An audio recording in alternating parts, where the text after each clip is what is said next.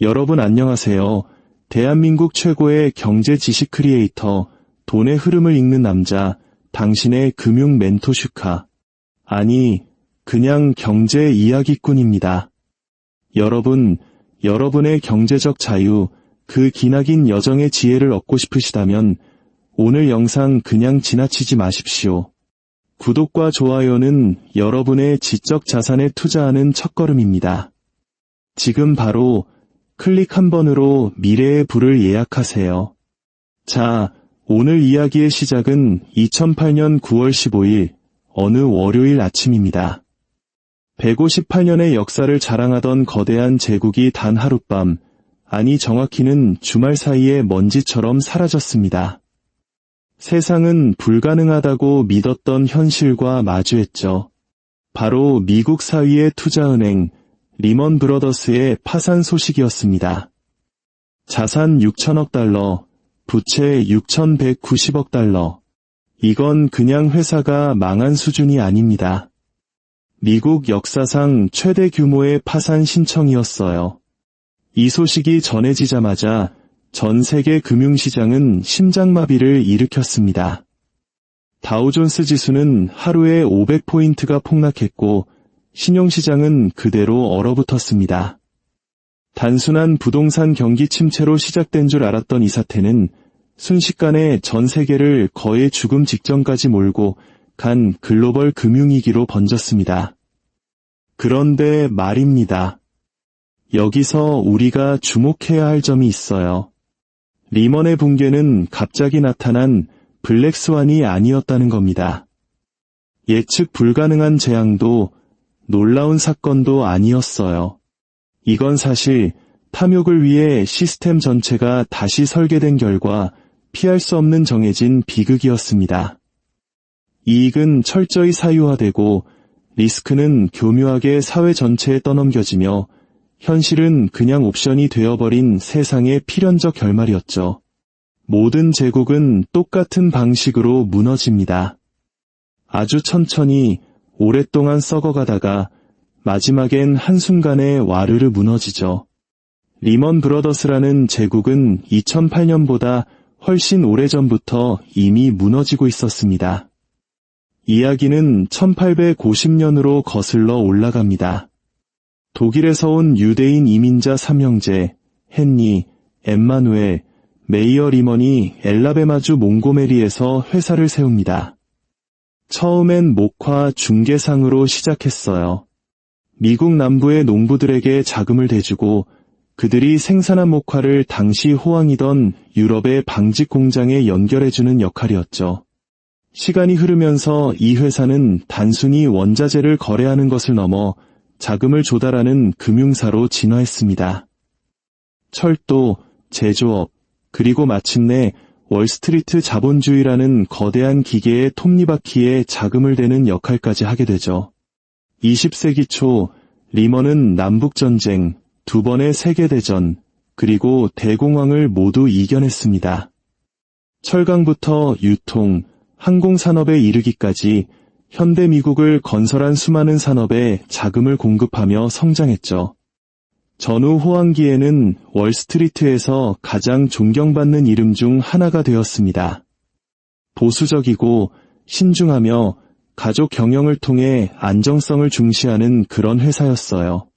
하지만 1980년대 금융의 세계가 변하기 시작했습니다. 그리고 리먼도 변했죠. 레이건 시대는 규제 완화라는 새로운 이데올로기를 세상에 풀어놓았습니다.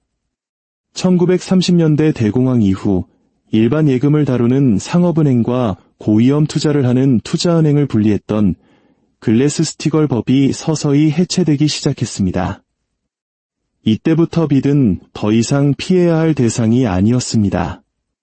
오히려 부를 창출하는 강력한 도구가 되었죠. 레버리지가 새로운 종교가 된 겁니다. 우리말로 하면 영끌이죠. 최대한 싼 이자로 돈을 빌려서 거대한 자산을 사고 가격이 오르는 파도에 올라타기만 하면 되는 시대가 온 겁니다. 이 새로운 세상에서 리먼은 은행가가 아닌 도박사로 다시 태어났습니다. 부동산, 채권, 파생상품, 그리고 포장하고 가격을 매기고 팔 수 있는 모든 것에 베팅하기 시작했죠. 월스트리트는 더 이상 무언가를 만드는 기업에 자금을 대주는 곳이 아니었습니다. 돈으로 돈을 버는 금융상품을 창조해내는 공장이 되어버렸어요. 그리고 2000년대 초 이 논리는 최종 형태를 갖추게 됩니다. 바로 주택저당증권의 등장이죠. 컨셉만 들으면 정말 기가 막힙니다. 수천 개의 주택담보대출을 하나의 상품으로 묶어서 이걸 잘게 쪼개 투자자들에게 파는 겁니다. 리스크를 여러 사람에게 분산시키니 안전하다는 논리였죠. 이건 빚을 황금으로 바꾸는 현대판 연금술과도 같았어요. 문제는 그 황금이 가짜였다는 겁니다. 은행들은 서류에 서명만 할 수 있으면 누구에게나 주택담보대출을 내주기 시작했습니다. 소득, 직업, 묻지도 따지지도 않았죠. 노인컴, 노자브, 노프라블럼, 이걸 줄여서 NJ론이라고 불렀습니다. 이 대출들은 당연히 엄청나게 위험했지만 아무도 신경 쓰지 않았습니다. 어차피 이 부실 채권들은 곧바로 다른 대출들과 함께 거대한 소시지처럼 묶여서 신용평가사로부터 최고 등급인 트리플 A를 받은 뒤 안전자산이라는 이름으로 전 세계 연기금과 보험사에 팔려나갈 테니까요. 마치 썩은 재료로 김치찌개를 끓여놓고 미슐랭 3스타 딱지를 붙여서 비싸게 파는 것과 같았습니다. 이건 혁신을 가장한 거대한 피라미드 사기였고 리먼 브러더스는 그 설계자 중 하나였습니다. 2007년 리먼은 부동산 시장의 거물이 되었습니다. 총자산이 6천억 달러를 넘었지만 실제 자기 자본은 고작 220억 달러에 불과했어요. 레버리지 비율이 거의 30대 1에 달했습니다.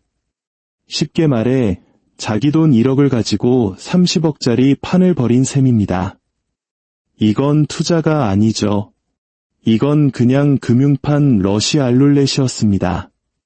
하지만 시장은 신경 쓰지 않았습니다. 주가는 계속 올랐고 보너스는 쏟아졌으며 번영의 환상은 끝없이 부풀어 올랐습니다. 월스트리트는 더 이상 리스크를 측정하는 곳이 아니라 리스크 자체를 파는 곳이 되어버렸습니다. 그리고 이 리먼 브러더스의 꼭대기에는 그 시대의 오만함을 한 몸에 구현한 남자가 있었습니다. 바로 리처드 딕 풀드 회장이었죠. 냉정하고 전투적이며 리먼이라는 이름에 맹목적으로 충성했던 풀드는 외교보다는 지배를 믿는 사람이었습니다. 그의 지휘 아래 회사의 리스크는 하늘 높은 줄 모르고 치솟았지만 그의 연봉도 마찬가지였습니다. 2000년부터 2008년까지 그는 회사 기반이 발미돼서 썩어 문드러지는 동안 무려 4억 8천만 달러, 우리 돈으로 약 5천억 원 이상을 벌어들였습니다. 분석가들이 주택시장 거품이 터지고 있다고 경고하기 시작했을 때 풀드는 이를 무시했습니다. 그해 초 경쟁사였던 베어 스턴스가 무너졌을 때도 그는 리먼은 다르다고 주장했죠. 투자자들이 떠나기 시작하자 그는 헛소문, 과학, 공매도 세력 탓을 했습니다. 하지만 숫자는 그의 자신감 따위에 관심이 없었습니다. 주택시장은 붕괴하고 있었고 주택저당증권의 가치는 증발했으며 리먼의 빚은 이제 자산보다 더 많아졌습니다. 매시간 수십억 달러가 장부에서 사라지고 있었죠. 2008년 9월 미국 정부는 이미 JP 모건 체이스의 도움을 받아 베어 스턴스를 구제한 상태였습니다. 미국 주택담보대출 시장의 두 기둥인 페니메이와 프레디맥도 조용히 국유화했죠. 리먼도 똑같은 대우를 기대했습니다. 구제금융이든 인수자든 혹은 둘 다든 말이죠. 하지만 이번엔 워싱턴이 안 돼라고 말했습니다. 골드만삭스 CEO 출신인 헨리 폴슨 재무장관은 구조의 시대는 끝났다고 선언했습니다. 그는 의회에 더 이상의 구제금융은 없다고 말했죠. 명분은 도덕적 해이를 막아야 한다는 것이었습니다. 무모하게 도박을 한 회사를 계속 살려주면 죄를 지어도 벌을 받지 않는다는 걸 알게 된 이상 그들은 절대 도박을 멈추지 않을 거라는 논리였죠. 마치 사고 쳐도 엄마가 다 해결해 줄 걸 아니까 막 나가는 아들처럼 말입니다. 그래서 2008년 9월 12일 금요일 정부 관리들과 은행가들이 뉴욕 연방준비은행에 모여 거래를 중개하기 시작했습니다. 영국의 바클레이즈가 리먼 인수에 관심을 보였지만 영국 금융당국이 리먼의 막대한 손실을 보증하는 것을 거부했습니다. 다른 인수자는 아무도 나타나지 않았죠. 일요일 밤 최종 판결이 내려졌습니다. 리먼 브러더스는 그냥 망하도록 내버려 둘 것이다. 폴슨 장관과 벤 버냉키 연준 의장은 시스템이 그 충격을 흡수할 수 있을 거라고 믿었습니다. 하지만 그들은 틀렸습니다. 재앙적으로 틀렸죠. 9월 15일 새벽 1시 45분 리먼이 파산 신청을 하자마자 금융세계는 실시간으로 붕괴했습니다. 단 몇 시간 만에 글로벌 신용 시스템이 완전히 얼어붙었습니다. 기관들 사이에 돈의 흐름을 유지하는 혈관과도 같은 은행 간 대출 시장이 하룻밤 사이에 말라버렸습니다. 은행들은 더 이상 서로의 재무제표를 믿지 않았습니다. 다음 차례가 누구일지 아무도 몰랐으니까요. 수조 달러에 달하는 단기 대출이 증발했습니다. 건실했던 기업들조차 갑자기 빚을 연장할 수 없게 되었습니다. 이 패닉은 월스트리트에만 국한되지 않았습니다. 단 몇 분 만에 대양을 건넜죠. 런던의 트레이딩 데스크는 텅 비었고 도쿄에서는 신용부도 스와프가 급등했으며 프랑크푸르트의 은행들은 미국발 리스크를 막기 위해 안간힘을 썼습니다. 일주일 만에 세계 주요 경제국들은 모두 똑같은 화면을 보고 있었습니다. 빠르게 추락하는 붉은 숫자들을 말이죠. 하지만 이 실패의 규모를 제대로 이해하려면 시스템이 이미 얼마나 취약했는지를 봐야 합니다. 리먼은 특이 케이스가 아니었습니다. 리먼은 그냥 템플릿이었어요. 모든 주요 투자은행들이 똑같은 짓을 하고 있었습니다. 단기 자금을 빌려서 장기적이고 비유동적인 자산에 투자하는 방식 말입니다. 집값이 오르는 동안에는 이 기계가 불을 찍어냈지만 집값이 떨어지자 레버리지는 이익을 지뢰바드로 바꿔버렸습니다. 리먼은 30대 1의 레버리지를 썼지만 메릴 린치는 27대 1, 모건 스탠리는 32대 1이었습니다. 시스템 전체가 비드로 지어진 유리 마철루였고 리먼은 그저 가장 먼저 깨진 유리창이었을 뿐입니다. 리먼이 무너지자 안전하다는 환상도 함께 무너졌습니다.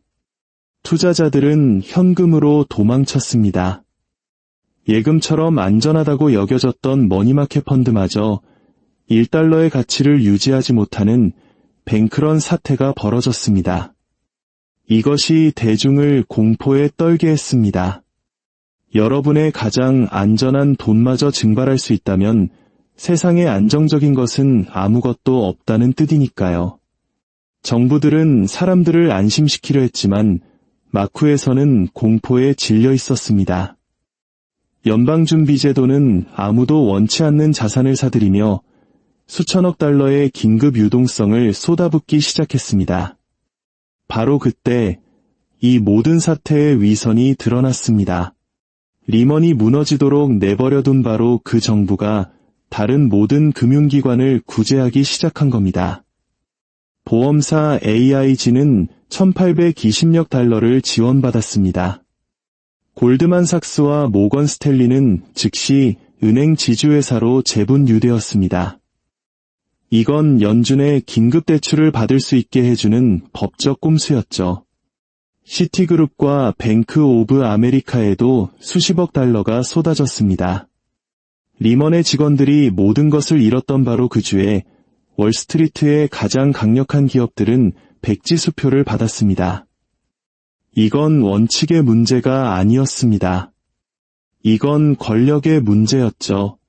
리먼은 백이 없었고 골드만삭스는 있었습니다. 한 은행은 죽게 내버려두고 나머지는 살린다는 이 결정은 이기를 재앙으로 바꾸었습니다. 수조 달러의 시장 가치가 사라졌고 수백만 개의 일자리가 증발했습니다.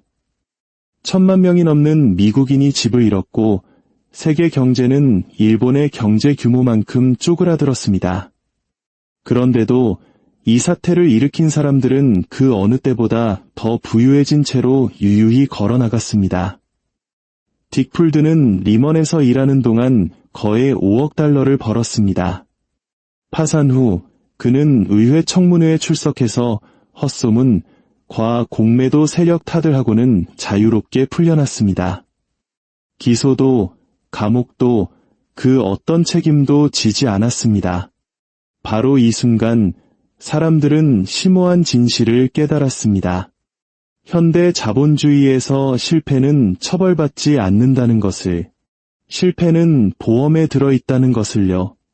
미국 정부는 부실 자산 구제 프로그램을 시작했습니다.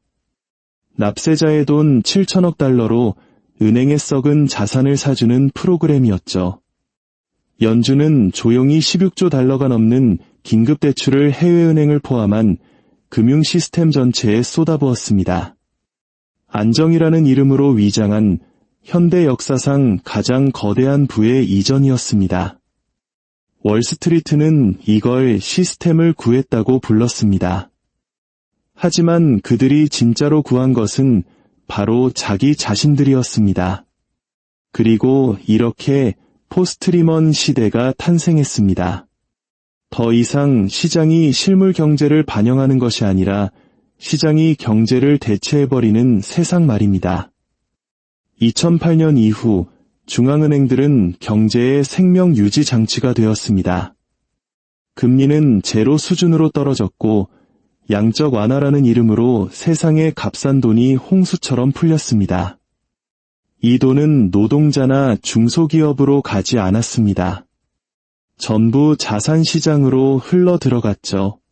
주식, 채권, 부동산, 원자재, 모든 것이 인공적인 유동성으로 부풀어 올랐습니다. 그 결과는 역사상 가장 거대한 가짜 회복이었습니다. 임금은 정체되는 동안 주식시장은 2배로 뛰었고 가계는 빚더미에 허덕이는 동안 억만장자들의 자산은 2배로 불어났습니다. 불평등은 폭발적으로 증가했습니다. 한국에서 동학개미 운동이 일어나고 수많은 젊은이들이 영끌과 비투에 뛰어든 것도 바로 이 거대한 흐름의 연장선에 있습니다. 리먼 브러더스는 경고가 되어야 했습니다. 하지만 대신 플레이북이 되어버렸습니다. 일단 정부가 어떤 대가를 치르더라도 시스템을 구할 것이라는 걸 증명하자 리스크는 의미를 잃었습니다. 투자자들은 더 이상 이게 실패하면 어떡하지? 라고 묻지 않았습니다. 대신 구제금융 규모가 얼마나 클까?를 묻기 시작했죠. 그 이후의 모든 버블은 똑같은 리듬을 따랐습니다. 닷컴 버블이 터지자 연준은 금리를 내렸습니다. 주택 버블이 터지자 연준은 돈을 찍어냈습니다. 팬데믹이 닥치자 중앙은행들은 하룻밤 사이에 수조 달러의 유동성을 창출했습니다. 시장은 단순히 회복한 게 아니었습니다. 현실은 선택사항이라는 것을 학습한 겁니다. 하지만 값싼 돈에는 부작용이 있습니다. 바로 중독이죠. 이제 세계 경제는 환자가 모르핀에 의존하듯 비대 의존하게 되었습니다. 주사를 맞을 때마다 고통은 가라앉지만 몸은 점점 더 약해집니다. 2020년 전 세계 부채는 280조 달러를 넘어섰습니다. 전 세계 연간 생산량의 3배에 달하는 규모입니다. 그리고 2008년을 촉발했던 바로 그 패턴들, 레버리지, 투기, 맹목적인 믿음, 이 모든 것이 다시 우리 주변에 널려 있습니다. 규모만 훨씬 더 커졌을 뿐이죠. 암호화폐는 은행으로부터의 자유를 약속했지만 혼돈을 가져왔습니다. 밈주식은 카지노가 되었습니다. 기술 기업들의 가치는 어떤 수익으로도 설명할 수 없는 수준까지 치솟았습니다. 부동산은 역대 최저금리에 힘입어 다시 급등했죠. 시스템이 흔들릴 때마다 똑같은 처방이 내려집니다. 돈을 찍고, 빌리고, 자산을 부풀리고, 이걸 반복하는 거죠. 하지만 모든 구조는 다음 위기의 구덩이를 더 깊게 팔 뿐입니다. 모든 구제금융은 다음 버블을 만들어냅니다. 통제하고 있다는 환상이 실제 안정을 대체해버렸습니다. 금융 시스템은 붕괴에서 살아남는 법을 배웠습니다. 하지만 그 방식은 리스크를 다른 모든 사람에게 떠넘기는 것이었죠. 은행은 망할 수 있습니다. 국가는 부도가 날 수 있습니다. 하지만 이 거대한 기계에는 항상 새로운 연료가 공급됩니다. 이것이 바로 리먼 브러더스가 남긴 숨겨진 유산입니다. 실패의 제도화. 우리는 이걸 자본주의라고 부르지만 사실은 그렇지 않습니다. 이건 리스크 사회주의입니다. 이익은 소수에게, 손실은 대중에게, 그리고 이 모델은 경제뿐만 아니라 정치까지 형성합니다. 권력자들을 위한 돈이 무한대가 되면 민주주의는 협상 가능한 것이 되어버리니까요. 리먼 사태가 여전히 중요한 이유가 바로 여기에 있습니다. 하나의 회사로서가 아니라 우리 시대를 비추는 거울로서 말입니다. 빚이 운명이 될 때 부가 당신이 무엇을 만드느냐가 아니라 얼마나 빌릴 수 있느냐로 측정될 때 무슨 일이 일어나는지를 보여주었죠. 15년이 지난 지금 우리는 다음 리먼 사태를 막기 위해 설계된 세상에 살고 있습니다. 하지만 그 방식은 망가진 것을 고치는 게 아니라 그저 아무것도 망가지지 않도록 허용하는 것입니다.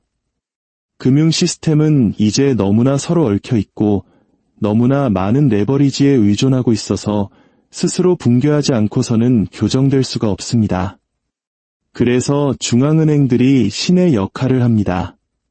돈을 찍고, 멈추고, 금리를 올리고, 구제하고, 그리고 우리 나머지는 숨을 죽이고 지켜볼 뿐입니다. 하지만 진실은 이것입니다. 안전하다는 모든 환상에는 카운트다운이 함께 따라옵니다. 다음 붕괴는 2008년처럼 보이지 않을 겁니다. 뱅크런으로 시작되지도 않을 겁니다. 다음 위기는 신뢰의 붕괴로부터 시작될 겁니다. 사람들이 더 이상 이 시스템이 통제하에 있다고 믿지 않는 순간 말입니다. 결국 돈은 신뢰일 뿐입니다. 그리고 한 번 깨진 신뢰는 구제금융으로 되살릴 수 없습니다. 리먼 브러더스의 몰락은 단지 한 기업의 실패가 아니었습니다. 그것은 시스템의 가면이 벗겨지는 순간이었습니다. 우리는 소위 자유시장이 실제로는 얼마나 취약한지, 금융이 패닉에 빠지면 민주주의가 어떻게 무릎을 꿇는지, 그리고 권력이 위기를 어떻게 낭비하지 않고 자신들에게 유리하게 재편하는지를 똑똑히 보았습니다. 우리는 무엇을 배웠을까요? 현대 금융에서 모든 구조는 그 자체로 또 다른 붕괴를 낳고 모든 해결책은 다음 재앙의 시나리오를 쓴다는 것을. 2008년 금융위기는 우리가 자본주의에서 시뮬레이션으로 넘어가는 경계선을 넘은 순간이었습니다. 이제 시장은 현실을 측정하는 것이 아니라 현실을 제조합니다. 리먼에게 무슨 일이 일어났는지 이해하는 것은 과거에 대한 향수가 아닙니다. 그것은 생존의 문제입니다. 그 이후의 모든 것은 바로 그 청사진 위에 지어졌기 때문입니다. 통제의 환상, 신용에 대한 중독, 그리고 누군가가 항상 뒤처리를 해줄 것이라는 조용한 믿음. 서브프라임 모기지도, 잘못된 규제도, 한 명의 오만한 CEO도 아닌 바로 그 환상이야말로 아직 터지지 않은 진짜 거품입니다. 리먼 브러더스는 그냥 무너진 게 아닙니다. 이 시스템이 어떻게 돌아가는지, 그리고 진짜 누구를 위해 돌아가는지를 우리에게 똑똑히 보여준 겁니다.